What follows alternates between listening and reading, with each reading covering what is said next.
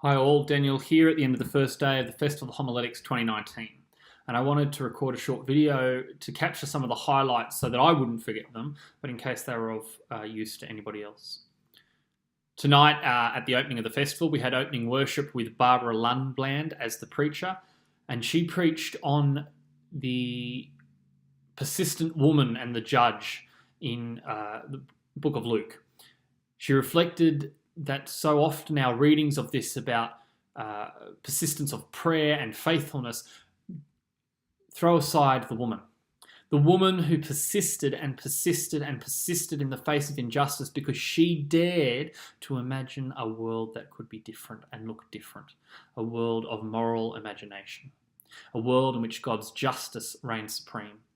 And indeed, this is a passage about justice. Barbara made the point that no less than 4 times is justice mentioned, and that here we should not dare to separate prayer and justice and faith, for it is those that are faithful in the face of those moments in time where their prayer and justice is not forthcoming who will continue to strive for justice.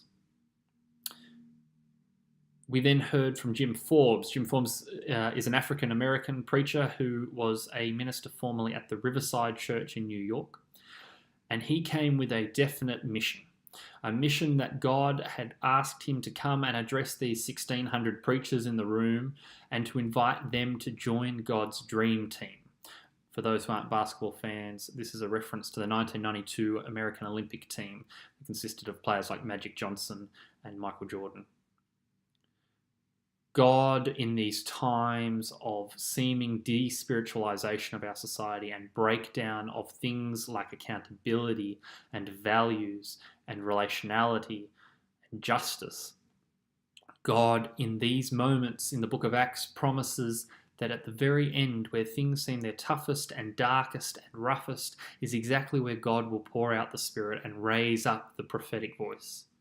He cited the book of Elijah and other places and said to us that God's Spirit is our coach for this dream team, and that we who have made public vows as preachers about how we are to live should throw aside this idea of being either pastoral or prophetic, for we cannot be prophetic without being pastoral, nor pastoral without being prophetic.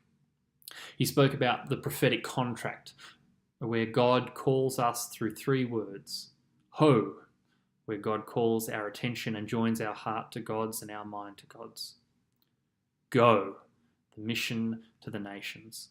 And lo, I am with you always till the end of the age.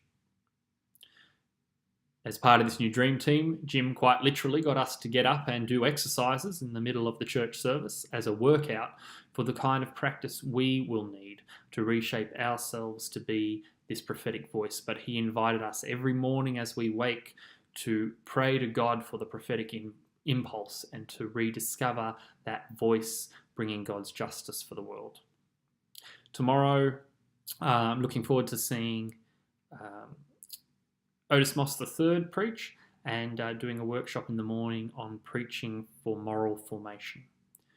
So I will give another update then.